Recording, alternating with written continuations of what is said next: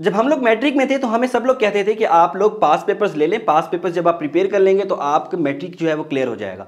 इसी तरह से हमें एफएससी के अंदर भी कहा जाता था और काफ़ी सारे स्टूडेंट्स को ये बात कही जाती थी कि अगर आपने एफएससी क्लियर करनी है, सिर्फ क्लियर करनी है, आप सारा सिलेबस कवर नहीं कर सकते तो पास पेपर्स कर लो, तुम पास हो जाओगे। तो आज की इस वीडियो के अंदर हम लोग डिस्कस करेंगे कि पास पेपर्स की मदद से अगर हम प्रिपरेशन करें तो क्या हमारा लैट टेस्ट क्लियर होता है, पास पेपर्स की इंपॉर्टेंस क्या है लैट टेस्ट के अंदर, तो उसके बारे में हम लोग डिस्कस करेंगे। तो अस्सलाम वालेकुम ladies and gentleman, my name is Aqib हजूर और आज की इस वीडियो के अंदर हम लोग डिस्कस करेंगे कि किस तरह से हमने जो है पास पेपर्स को क्रैक करते हुए लैट टेस्ट की प्रिपरेशन करनी है। तो स्टूडेंट्स, जैसा कि आप लोग जानते हैं कि लैट टेस्ट आपने अगर प्रिपेयर करना है तो उसके लिए सबसे पहले आपके पास की पॉइंट्स बने होने चाहिए। आप लोगों को पता होना चाहिए कि आपने प्रिपरेशन किस तरह से करनी है। अब एम कैट का सिलेबस है, ई कैट का सिलेबस है, मैट्रिक एफएससी का सिलेबस है, मगर लैट टेस्ट का सिलेबस नहीं है। जब इसका सिलेबस नहीं है तो आप इसकी प्रिपरेशन किस तरह से करेंगे और हम अपने स्टूडेंट्स को किस तरह से प्रिपरेशन करवाते हैं वही ट्रिक को यूज़ करते हुए, क्योंकि उसके अलावा कोई पॉसिबिलिटी है ही नहीं कि आप लैट टेस्ट की प्रिपरेशन कर सकें। तो उसी ट्रिक को यूज़ करते हुए मैं आज आपको बताऊंगा कि आप घर पर बैठे कोई बुक लेने की जरूरत नहीं है, कहीं से भी किसी को कहने की जरूरत नहीं है कि आप लैट टेस्ट किस तरह से प्रिपरेशन करें। सिंपली आपने इन स्टेप्स को फॉलो करना है और अपनी प्रिपरेशन जो है वो स्टार्ट कर देनी है। तो सबसे पहले आपने क्या करना है, आपने सारे के सारे पास पेपर्स जितने भी अभी तक आपके पास पेपर मौजूद हैं, लैट टेस्ट जितने हो चुके हैं, तकरीबन 13 से 14 पेपर हो चुके हैं, अगर आपके पास सारे मौजूद नहीं भी हैं तो आपके पास 10 से 12 पास पेपर्स आपको मिल जाएंगे। अगर नहीं मिलते तो मैं नीचे लिंक शेयर कर दूंगा, हमारे व्हाट्सएप ग्रुप को ज्वाइन कर लें, मैं आपके साथ जो है पास पेपर्स वहां पर शेयर कर दूंगा। तो सबसे पहले आपने सारे के सारे पास पेपर्स को डाउनलोड कर लेना है। डाउनलोड करने के बाद आप उसको प्रिंट निकलवाएं, अपने सामने रखें। निकालने के बाद आप उसके अंदर देखें कि कितने सब्जेक्ट्स हैं। आप स्टूडेंट्स बेसिकली पूछ रहे होते हैं लैट टेस्ट के पासिंग मार्क्स कितने हैं, लैट टेस्ट का सिलेबस क्या है, कौन कौन से सब्जेक्ट्स होते हैं। सिंपल सी बात है, 100 नंबर का टेस्ट होता है, 50 नंबर वाला पास है। तो अब दो तरह के हमारे पास स्टूडेंट्स आते हैं। एक वो आता है जिसने सिर्फ पास होना है, क्योंकि उसको कॉलेज के अंदर एडमिशन चाहिए या ऐसे इंस्टीट्यूट के अंदर एडमिशन चाहिए जिसकी सिर्फ रिक्वायरमेंट ही यही है कि आपके पासिंग मार्क्स होने चाहिए लैट टेस्ट के अंदर। अब एक वो वाला स्टूडेंट आता है, दूसरा वो वाला स्टूडेंट आता है जो मेरिट बनाता है। अब पंजाब यूनिवर्सिटी के अंदर जाएंगे तो वहां पर मेरिट बनता है, एफएससी, मैट्रिक और कहीं कभी कभी मैट्रिक होता है, वैसे एफएससी और लैट टेस्ट की बेस के ऊपर आपका वहां पर मेरिट बनता है। अब जिस स्टूडेंट ने मेरिट बनाना है तो वो तो कोशिश करेगा कि उसके 80 90 जितने मैक्सिमम नंबर आ सकते हैं उतने नंबर आने चाहिए। तो वो किस तरह से प्रिपरेशन करेंगे, इस वीडियो के अंदर मैं दोनों स्टूडेंट्स के बारे में बात करूंगा कि अगर आपने पासिंग मार्क्स लेने हैं तो कैसे आप लोग जो है इजीली अपने पासिंग मार्क्स जो है वो अचीव कर सकते हैं। अगर आपने अच्छे नंबर लेने हैं तो उसके लिए क्या क्या स्ट्रेटेजी आपको अपनानी चाहिए उसके बारे में हम लोग बात करेंगे। तो स्टूडेंट्स, अब आप लोगों के पास जो है पास पेपर सारे के सारे डाउनलोड हो गए हैं, आपने प्रिंट निकलवा ली है। तो सबसे पहले आपने एनालिसिस करना है कि कौन से पोर्शन की कितनी जो है परसेंटेज उन्होंने रखी हुई है, मार्क्स की डिस्ट्रीब्यूशन किस तरह से है। तो सिंपली मैं यहाँ पर बता देता हूँ आप लोगों को। 20 नंबर की इंग्लिश होगी, 20 नंबर की जनरल नॉलेज होगी, 10 नंबर की पाकिस्तान स्टडीज़ होगी, 10 नंबर की इस्लामियात होगी, 5 नंबर की आपकी जो है मैथमेटिक्स होगी और उसके अलावा 15 नंबर का एस्से और 10 नंबर की पर्सनल स्टेटमेंट होगी। मार्क्स की परसेंटेज आपको पता चल गई है, मार्क्स डिस्ट्रीब्यूशन पता चल गई है। अब आपने देखना है कि कौन से पोर्शन जो है वो आसान है जिसकी आप प्रिपरेशन करें तो आपके पासिंग मार्क्स इजीली आ जाएंगे, और कौन से पोर्शन है जिसको आपने लास्ट में फोकस करना है। जैसे लाइक हमारे पास स्टूडेंट्स होते हैं ना, मैंने जैसे बताया 2 कैटेगरीज हैं, एक पास होने के लिए आती है, एक अच्छे नंबर लेने के लिए आती है।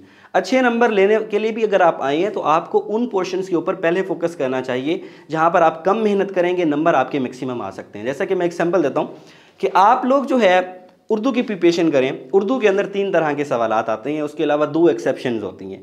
3 तरह के सवालात अगर आप पास पेपर्स उठा के देख रहे हैं तो अल्फाज मायनी, अल्फाज मुतजाद, अल्फाज मुतरादिफ, ये 3 तरह के क्वेश्चंस आते हैं। अगर आप एक्सेप्शन देखेंगे, सिर्फ 1 या 2 पेपर्स के अंदर एक्सेप्शन आई हैं, वहाँ पर उन्होंने वाहिद जमा दिए हों या मुज़क्कर मोनस दिए हों, एक पेपर के अंदर जो है दुरुस्त जुमले भी उन्होंने दिए हों, तो ये एक्सेप्शन हो सकती है। बहरहाल आपने जो है इस तरह से देख लेना है कि ये मेजर जितने भी आपके लैट टेस्ट हुए हैं उसके अंदर इन टॉपिक्स को टच करके जो है पेपर बनाया गया। जैसे मैंने उर्दू में बताया 3 तरह के सवालात आते हैं, अल्फाज मायनी, अल्फाज मुतजाद और अल्फाज मुतरादिफ। जब आप इसकी प्रिपरेशन कर लेंगे, एग्जामिनर जहां से मर्जी पेपर दे दे आपको आता होगा। अब उर्दू के पोर्शन की आपकी प्रिपरेशन हो गई है। अब स्टूडेंट पूछता है कि हम किस तरफ मूव करें, कौन से सब्जेक्ट की जो है हमें प्रिपरेशन करनी चाहिए। तो मैं उनको कहता हूं कि 2 सब्जेक्ट्स हैं, या तो आप इस्लामियात की प्रिपरेशन कर लें या आप पाकिस्तान स्टडीज़ की कर लें। पाकिस्तान स्टडीज़ की आप पहले कर लें तो वो ज़्यादा बेहतर है। उसमें जो एग्जामिनर आपका पेपर बनाता है उसके अंदर मोस्टली अगर आप देखेंगे 1947 से लेकर अभी तक का जो इरा है उसके अंदर आपसे पूछता है। और एक्सेप्शन अगर आप उसके ऊपर देखते हैं तो सम टाइम्स जो है इस तरह के भी पेपर आए हैं कि जब अंग्रेज़ आया था, अंग्रेज़ के बाद वाला इरा लेकर अभी तक वाला जितना भी 2021 चल रहा है इसके दरमियान वो पाकिस्तान स्टडीज़ के अंदर कुछ भी पूछ सकता है। तो आपने जो है इसके अंदर आपने प्रिपरेशन जब करनी है तो मैं आपको सजेस्ट ये करूँगा कि आप पास पेपर्स उठाएं, उसके टॉपिक्स बनाएं। तकरीबन इसके टॉपिक्स बनेंगे 15 से 20 इसके टॉपिक्स बनेंगे, ठीक है। उन टॉपिक्स को आपने जो है लिस्ट बना लेनी है कि कौन कौन से टॉपिक्स को टच करके एग्जामिनर पेपर बनाता है। और मोस्टली आप देखेंगे मैट्रिक और एफएससी की जो आपकी पाकिस्तान स्टडीज़ की किताब है, मुताला पाकिस्तान की, आप उसी की भी प्रिपरेशन कर लेंगे। तो मैंने अभी देखा है वहाँ पर जो है 6 से 7 क्वेश्चन तो मेरी नज़र से वहाँ से गुजरे हैं जो कि 9th 10th के अंदर आपकी जो मुताला पाकिस्तान की किताब है वहाँ से किए जाते हैं। तो आपने जो है जो भी आपकी बेसिक जो चीज़ आपने लेनी है वो आपने मैट्रिक और एफएससी की किताबें आपने अपने सामने रखनी है, वहाँ से प्रिपरेशन करनी है। तो सोर्स की जब बात होती है ना कि कहाँ से प्रिपरेशन करें, सोर्स आपने मैट्रिक और एफएससी वाला रखना है। उसके बाद जब आप अपनी प्रिपरेशन को कंटिन्यू करेंगे तो आप इस्लामियात के सब्जेक्ट की जो है प्रिपरेशन करें। बदकिस्मती से इस्लाम हमारा दीन है, मगर उसके बावजूद भी हम लोग इसके जो बेसिक कॉन्सेप्ट्स हैं वो हमारे जहन में नहीं होते, क्योंकि जो कुछ भी हमने पढ़ा है, सुना है, वो बचपन में सुना होता है। उसके बाद हमारे जो इंटरेस्ट बदल गए हैं तो हमारा फोकस उसके ऊपर नहीं होता। जो स्टूडेंट्स जिनका इंटरेस्ट है तो वो अच्छे नंबर भी उसमें से लेते हैं। बहरहाल तकरीबन इस्लामियात का 10 नंबर का पोर्शन आता है, उसके अंदर भी 10 से लेकर 20 टॉपिक्स के दरमियान जो है एग्जामिनर पेपर बनाते हैं। अब कौन से टॉपिक्स हैं? सबसे जो मुश्किल टॉपिक मैं ये कह सकता हूँ, मुश्किल सब्जेक्ट भी कह सकता हूँ, जिसके अंदर रिसर्च काफ़ी ज़्यादा लगती है, एक वो इस्लामियात का पोर्शन है, दूसरा जनरल नॉलेज का पोर्शन है। इस्लामियात की जब आप प्रिपरेशन करने लगेंगे तो इस्लामियात के अंदर कुछ मसाइल भी हैं, क्योंकि हिस्ट्री से रिलेटेड बात हो रही है। हिस्ट्री का जब आप सोर्स देखते हैं तो कहीं पर मोस्टली स्टूडेंट क्या करते हैं, एक आया है कि भाई गज़वात, नंबर ऑफ गज़वात कितने हैं, कहीं पर वो आपको 27 बताएगा, कहीं पर 29 बताएगा। तो ये आपने पास पेपर से देख लेना है कि पास पेपर के अंदर एग्जामिनर ने इसका सही आंसर क्या लगाया हुआ है। बहरहाल जब आप इस्लामियात की प्रिपरेशन कर रहे होंगे आपने उसके टॉपिक्स बनाने हैं। टॉपिक्स बनाकर आपने देख लेना है कि भाई एग्जामिनर कौन से टॉपिक्स को टच करता है। जस्ट लाइक कि उसके अंदर गज़वात से रिलेटेड टॉपिक आता है, माइनर से माइनर डिटेल भी वहाँ से पूछ सकता है कि भाई कितनी जंगें हुई हैं, आप सल्लम ने कितनी जंगों के अंदर, कितने गज़वात के अंदर शिरकत की है। उसके अलावा कौन से सहाबी सबसे पहले शहीद हुए थे, ठीक है, गज़वा खंदक कौन सी थी, गज़वा ओहद कौन सी थी, कितने सहाबी उसके अंदर शरीक हुए थे। तो ये माइनर डिटेल भी आपसे पूछ सकता है। मक्की आप सल्लम की जो मक्की ज़िंदगी थी या मदनी ज़िंदगी थी उसके बारे में भी क्वेश्चन आ सकते हैं, कंपेनियंस के बारे में भी आ सकते हैं। तो माइनर डिटेल्स के अंदर भी पूछ सकता है।